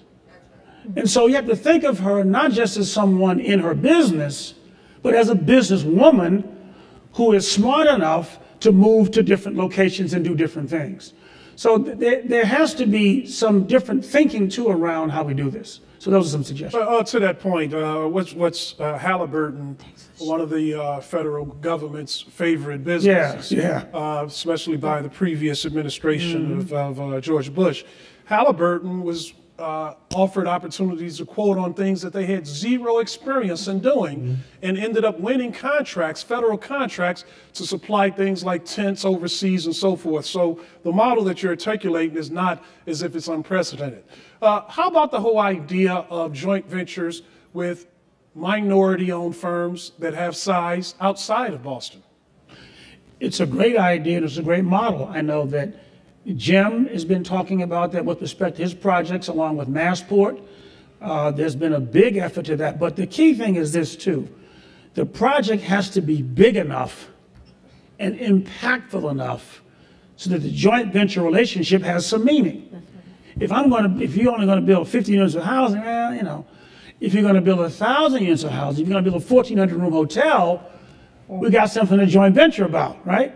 So we have to be looking at projects of size and scale, not just in the neighborhood.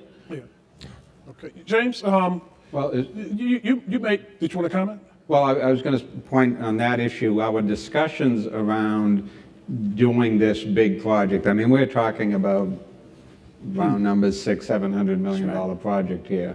And as we talked about trying to achieve participation in things like ownership, equity, financing, and that sort of thing, it led us to think that we needed to cast a wide net, a nationwide net, to find that kind of capacity. But the conversation shifted to, well, that's all good, you know, that spreads it around. But we also ought to figure out ways as that, you know, out-of-state money or out-of-state participation takes place, how do we then marry them with local entrepreneurs and business people in the minority community to achieve what Richard's talking about, this idea of joint venturing and partnering, so that, yeah, maybe today they don't have the capacity to do what we're looking for in a $700 million hotel job, but by playing in the game now, maybe the next time or the third time down the road they can do that. And to that point, I'll get you, Beth, is, you know, the whole idea of using minority firms outside of Boston, but requiring them to set up an office in Boston, requiring them to have a presence here in the minority community is not that unusual. Go ahead, Beth. Yeah, I mean, I was going to echo sort of what you were saying there, is that about capacity and the partnership. And I mean, Roxbury, I mean, Staples took a capacity building commitment with Roxbury. You know, they said, okay, this is a commodity that we use, we sell, we make a profit on. It's in the community. We see it being able to grow. We're going to work with this company. We're going to give them contracts. We're going to work with them in a variety of different ways. But they made a capacity building commitment that was multi-year and so forth. That's how it happens. And I would bet if you talk to 95% of successful minority entrepreneurs, they have made, even non-minority entrepreneurs, we start out with a big partner. Any small business gets a big partner, you are happy, right? And the goal is to then diversify outside of that. And then the other point, though, I wanted to make kind of when you asked Richard about the mom and pops thing, and this is being candid as I am, is that a lot of vendors, unfortunately, minority and women entrepreneurs, aren't really ready for certain contracts. And sometimes that's been a problem for those of us who may be ready, is that, you know, they'll say, yeah, I can bid on the job, I bid on the job, and this, that, and the other, and then I do change orders, or I disappear, or, you know, and unfortunately, maybe it's due to that not mentoring piece of it, but there are a lot of people that you need to be mindful of your capacity, you know, because growth can kill your business. You taught me that. Right. Uncontrolled growth. Uncontrolled growth. That's what it was. I read the book. Exactly. Yeah, there you go. I think we've been talking about the public sector and the private sector, and I think there's one other area that we need to sort of bring into focus here. 1 in 4 jobs in Boston belongs essentially in the hospitals and the university. Yeah. And I think, Richard, your point about continuity, about partnership, that's something that, I mean, I know you just listed some statistics that's not very favorable to what the BRA does, and I don't want to defend the BRA at all tonight. But I would say that one thing that we've been working with Tito Jackson in the most recent institutional master plan for Northeastern was a commitment on Northeastern in doing a lot of their procurement with the local community. Now, that was great, actually. And actually, quite frankly, it wasn't possible until actually Ralph Martin actually took a leadership role. So the point you made earlier on about leadership, but also this notion that these businesses need a kind of context that is stable enough continuity for them to develop capacity. I mean, effectively, I'm from the profession of architecture and planning. All businesses are essentially small businesses. And I think that you need the kind of nurturing and opportunity. And I also think that one of the other things we haven't talked about tonight is what the industry is missing out by only going to the tried and true, so to speak, the pre-qualified, and what has really become conventional wisdom is actually completely denying all of the opportunity of innovation that comes from not just minority businesses, but businesses, whether it's minority or majority, that are not, that don't have the opportunity to innovate within the sphere that we only, you can't do a school until you've done 25. And you know why? Because we only believe that you can deliver a good school if you've designed 25, but you make the same mistake 25 times instead of going to new small firms that will look at it differently. So I think that's a really important point. What a great point. I served on the Illinois Pension Fund for university employees, and one of our consulting firms, they made the decision, they were advising us that if we were going to give money to outside managers to manage the money, that those outside managers had to have a track record of at least of having $1 billion of assets under management. And you know, I challenged them to say, why? They said, well, that shows their history. And I said, but where is there evidence to show that they will do a better job than someone who has $200 billion under management? And the point that I also made was, by setting that standard, you've just eliminated practically all women and minority-owned companies. And there's absolutely nothing that says that that criteria will result in the best and the brightest. It sounded like, and it reeked of, the old grandfather clause during slavery, and after slavery was abolished, what did they tell us? They said, in order to vote, your grandfather had to have voted. So if your grandfather was a slave, you could never vote. And so it continued on. When they had policies that said that women couldn't join the fire fire departments. They said because women could not carry a dummy that weighed 175 pounds up a flight of stairs. They did research and they found out the probability of having to carry somebody is very low. Most firemen never carry anybody. So they had these artificial barriers that were being used to deny opportunities. And so that becomes our challenge as well. And that is, how do we address those barriers that have been cited as tried and true as being actually false? And they actually are becoming reasons to exclude people versus reasons to include people. Yes. Listen, let me close by saying this has been an absolutely great evening. We've spent 2 hours. Someone asked me earlier, what are we going to spend 2 hours doing? Well, we actually could spend more than 2 hours discussing this topic. I want you to join me in thanking our great panelists. And join me in thanking our great host, and that is Daryl Settles. Thank you all for coming.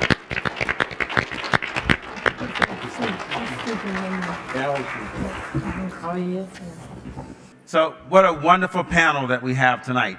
You guys have done a fantastic job.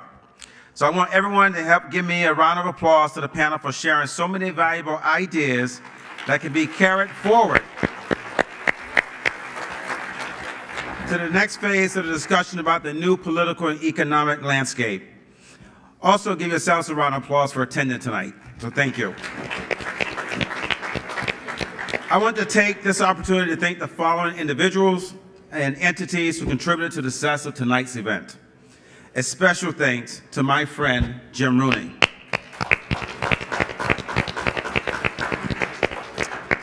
You know, the Center's commitment to MWE participation on the upcoming $1 billion Convention Center expansion represents the type of diversity initiatives that can facilitate the growth and expansion of WMBEs and lay the groundwork for a comprehensive diversity framework for the new political and economic landscape. Also want to thank Jim for his significant sponsorship of this forum and providing this beautiful space and wonderful view for this great event tonight. This is a great event. A special thanks to our other key corporate and sponsors, the Wind Companies and Keith Construction, both of whom represent financially successful mainstream business entities who are committed to helping to increase the successes in Boston's minority business and nonprofit communities.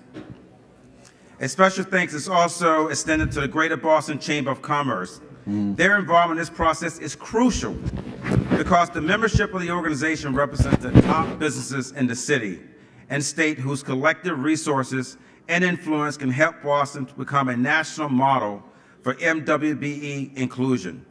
We hope to get their leadership and perhaps the Boston Foundation's leadership more intensely involved as we further this discussion and develop a plan for this milestone transition. We all know that it would take Boston's entire business village to make these efforts an impactful success. There are numerous other organizations who support tonight's efforts, and they are listed on the program. We also want to extend our thanks and gratitude to them. This event would not have been successful without the hard work and dedication of our event planner, Gail Jackson Blunt of JC Communications. Gail, thank you so much. And Ray, thank you for supporting Gail's effort and her long hours. Last but not least, I would like to thank all the others who volunteered their time and energy to this event. You were tremendous. Thank you. Let me close with the following. The compelling issues that we have discussed tonight must remain on the front burner so that Boston's new political and economic landscape reflects the true diversity of our city. All of us in this room, along with the many Boston leaders who were not able to attend tonight's session, have the collective experience, resources, and influence to help make this compelling issue a reality. I would go so far as to say that prioritizing the inclusion of MBE firms in Boston's mainstream business community should not be viewed as an option for change. Instead, it should be viewed as a mandate for change, because the reality is that doing business as usual does not and will not make good business sense. This city and state must take advantage of all of Boston's resources and assets. The bottom line is that as MBE firms grow, they will create jobs and have a positive, lasting impact on neighborhood and municipal economies, just like any other financially healthy business enterprise. So let's leave tonight with a commitment to work together to make the City of Boston a national model for programs and initiatives that support the financial growth and expansion of MWBEs. As a follow-up to this event, we will immediately begin organizing the thoughts and ideas that were shared by our panel and members of our audience to identify the next important steps that must be taken, with a specific focus on how we can use our collective influence to generate change so that the business leaders of today and tomorrow reflect a wide range of diversity within the City of Boston. The post-meeting planning effort will also include strategies to maintain communications with each of you regarding upcoming forums and planning activities, because at the end of the day, we need a concrete plan of action rather than endless dialogue. Thank you very much for coming.